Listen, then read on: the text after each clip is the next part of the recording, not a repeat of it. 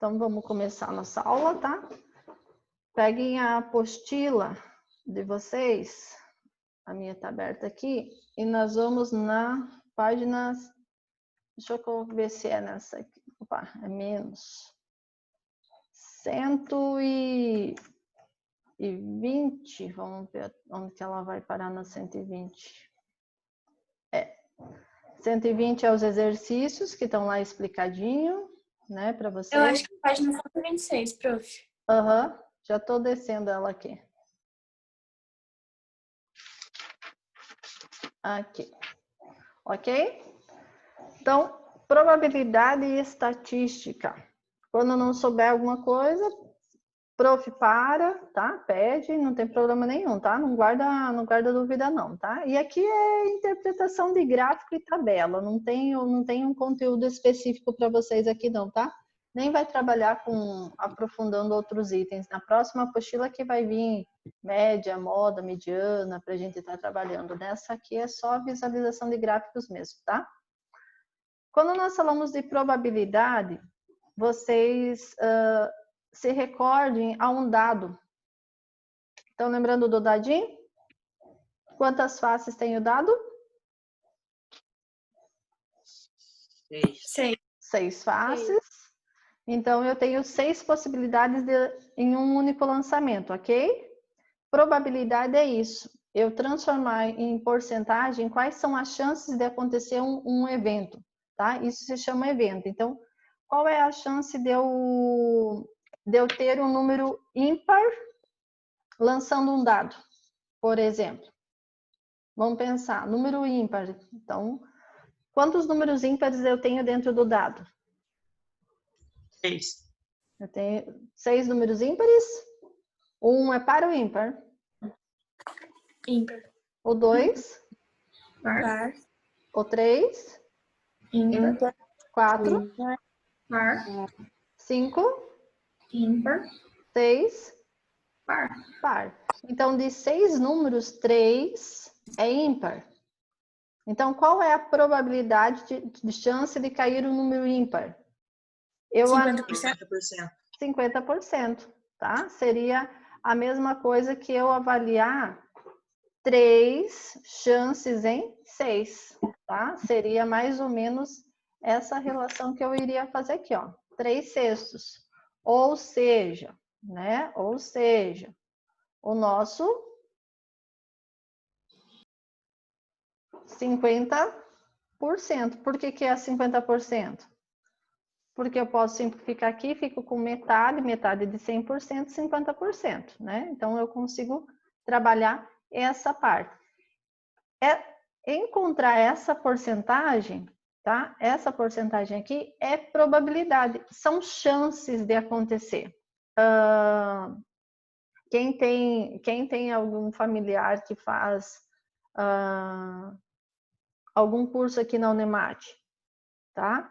Quem está ali na Unemate, por exemplo, vamos falar mais próximo, tem estatística básica, estatística aplicada na contabilidade e na administração, e tem probabilidade e estatística na agronomia, tá? Então, esse conteúdo aqui, essa parte de trabalhar com possibilidades, eles voltam e estudam exatamente isso que eu estou falando para vocês. Com os dados, com pegar bolas dentro de uma caixa. Então, eu tenho uma caixa com bolas coloridas. Quais são as chances de sair uma bola preta, uma bola azul?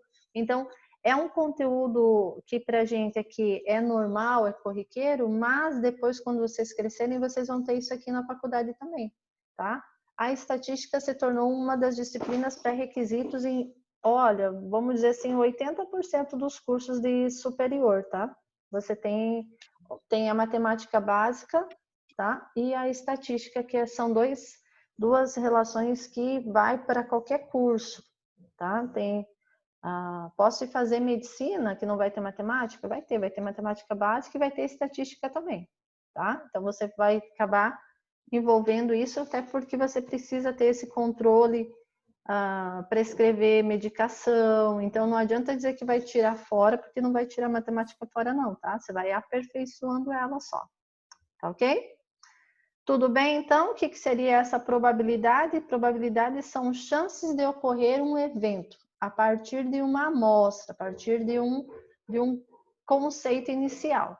E estatística, quando a gente fala em estatística, nós falamos do segmento, tá? Que define a coleta, organização e apresentação de dados, tá? Ou de conceitos, de perguntas, de algum evento, de alguma situação corriqueira, alguma coisa que acontece no dia a dia, e você vai fazer um questionário, você vai fazer uma entrevista, você vai coletar dados. Isso é estatística. Você conseguir, por meio dos números, tá? Por meio de gráficos e tabela, apresentar uma informação. O mais simples, quer ver? Deixa eu pegar alguma coisa aqui que não tem nada a ver com a gente, ó. Por exemplo, ó, eu não li enunciado, ok? Ó, vou pegar esse gráfico aqui, ó. Tá vendo? Eu já desci e não li enunciado. Aqui eu tenho um gráfico de colunas escrito assim, ó, turistas em cidade brasileira em um dia. O título já me traz uma informação. Turistas em cidades brasileiras em um dia. Então, já estou falando de turistas, cidades brasileiras, já me localizei, já sei que vai ter alguma coisa a ver com essa situação. Cidades, quais são as cidades que foram avaliadas? Ó, foi avaliado o Rio de Janeiro, São Paulo, Natal, Florianópolis e Salvador. Então, ó, o gráfico já me trouxe algumas soluções.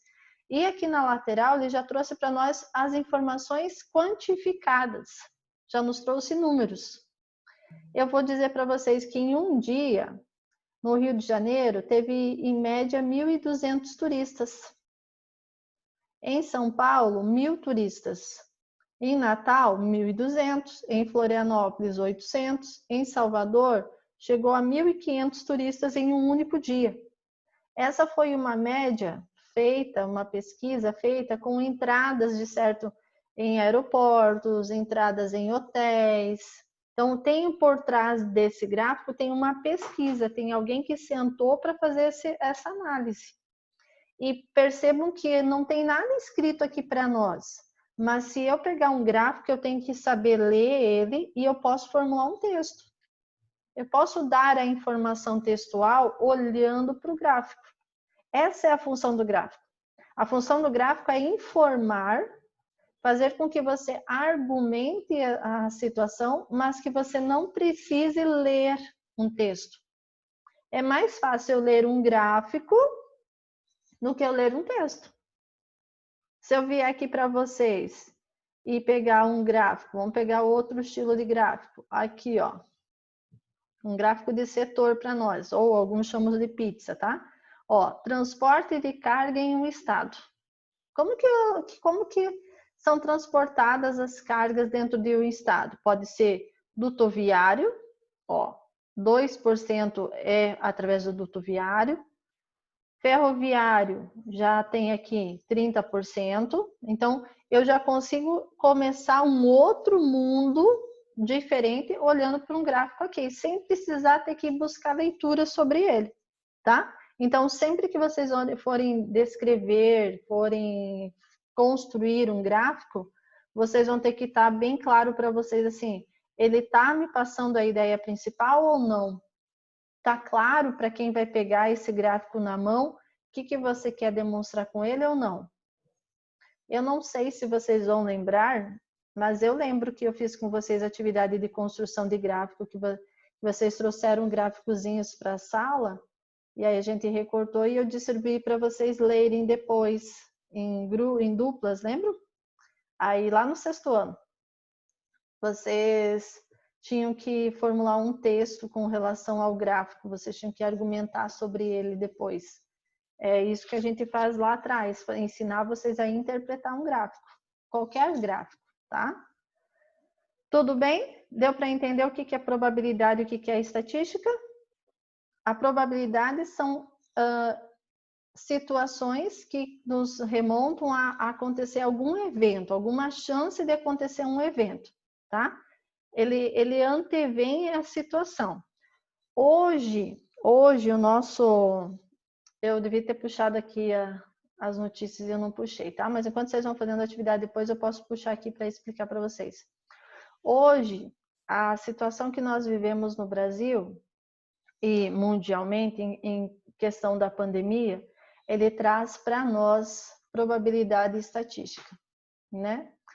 A chance de nós voltarmos para a escola, ela era bem palpável algumas semanas atrás, né? A escola já tinha encaminhado o protocolo para o ministério, para protocolado um pedido de retorno das aulas.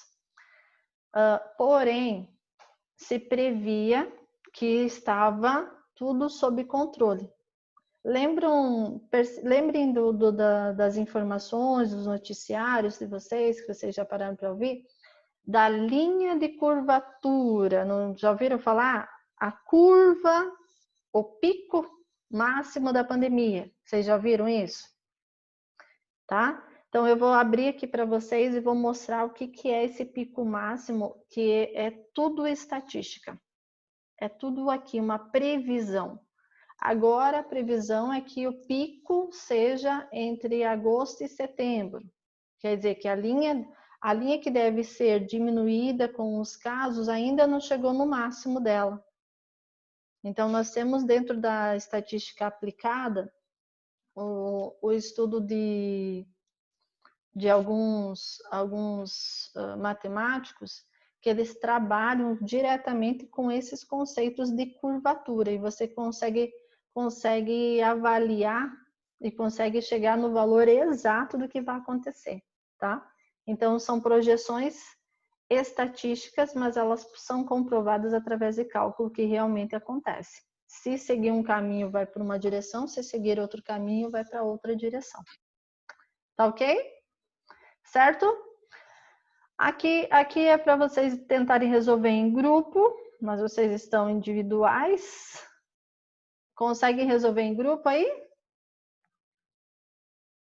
Aqui é para montar o gráfico de colunas, tá? Então, a montagem do gráfico não tem como eu fazer aqui não, tá? Aqui eu não tenho a reguinha, só tenho esses itens aqui, aí até eu montar o gráfico para vocês, ele fica mais difícil, tá? Então, a montagem de gráfico aqui eu não faço, eu vou mandar por foto para vocês montado daí, tá? Ok? Aqui nós temos um conceito logo abaixo. Alguém quer ler? Conceitos e elementos?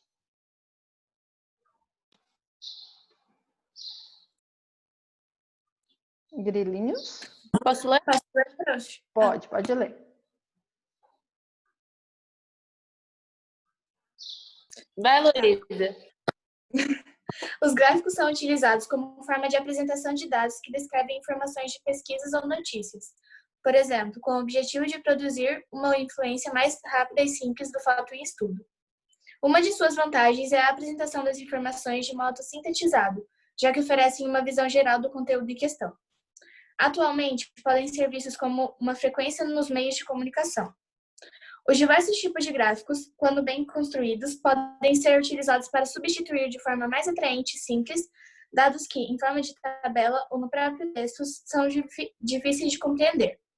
Assim, gráficos podem ser utilizados se for necessário chamar a atenção do leitor para alguma informação. Pode continuar?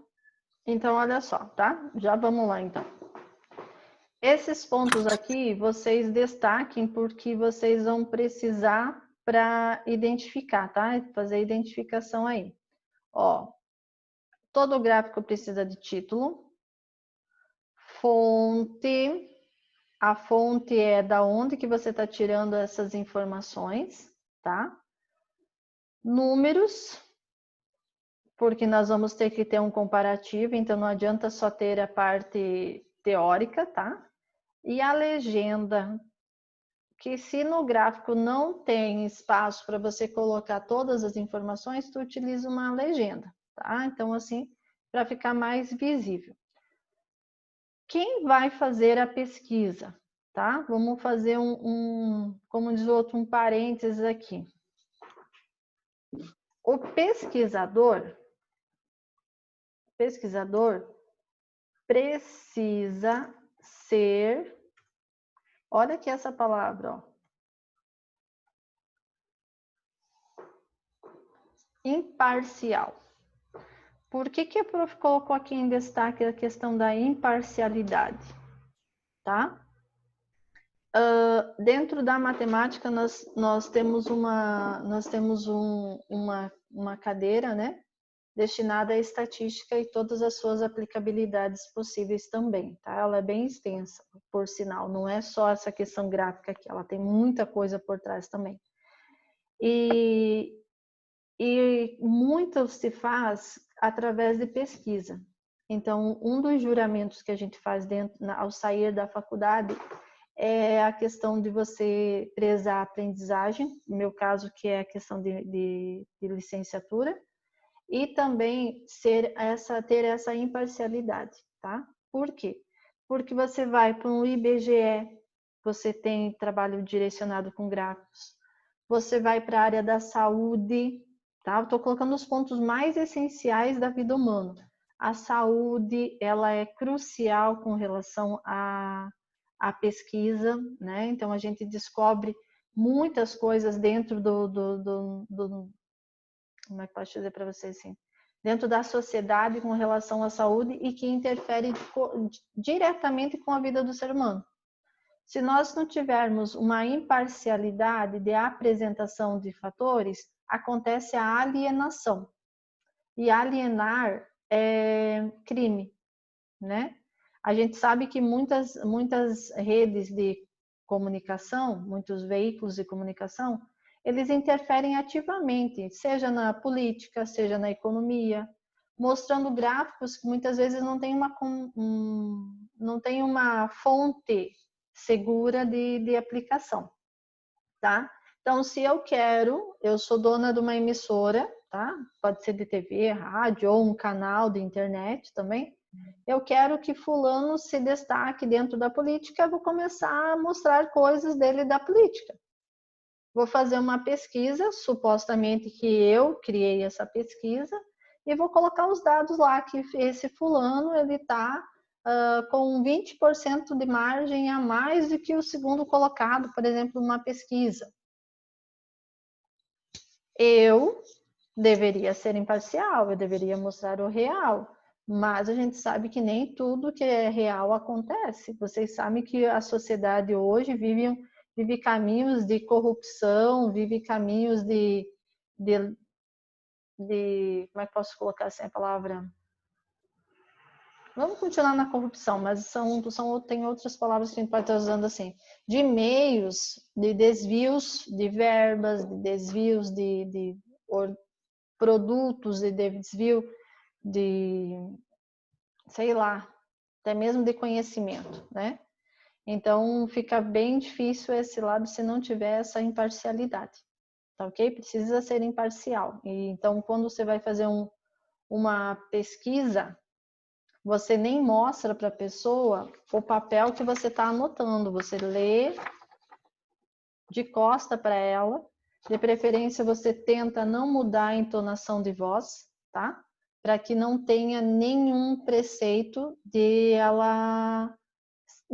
você interferir na resposta dela, tá? Então, quando se for fazer um trabalho de pesquisa de campo, tem que ser o mais neutro possível. E nunca assim, se fosse eu escolheria isso. Se fosse eu... Não, você não pode fazer isso não, tá? Você tem que ser imparcial mesmo. Você não pode dar a tua opinião de hipótese alguma, tá? Então, e muitos aqui eu acho que já viram que acontece pesquisa na escola, a gente pede para pesquisar, vai lá, mostra que, mas a maioria está indo para esse lado, então você sabe que você pode ser corrompido pela opinião dos outros, tá ok? Então a imparcialidade aqui é crucial para a questão de gráficos mesmo, tá? Para construção gráfica aqui. Beleza? Ok? E aí para frente, nós vamos ter os tipos de gráficos, tá? Nós vamos ter aqui, ó, o gráfico de barras ou gráfico de colunas, tá? E nós temos os gráficos aqui na horizontal ou na vertical ou na horizontal, tá? A gente tem aqui a coluna vertical e barras na horizontal. Prof, se eu trocar os nomes, dizer que esse aqui é gráfico de barras, ok, porque ele é uma barra, só que você muda a posição dele, tá? Muda a ordem dele. Sempre que nós vamos estar dizendo assim, na horizontal é aquela situação que não muda. Sempre lembrem assim, na horizontal é aquele valor ou aquelas palavras, tá? Que ela não muda. Quem vai poder mudar é aqui, ó, na lateral, que é o chamado nosso de Y,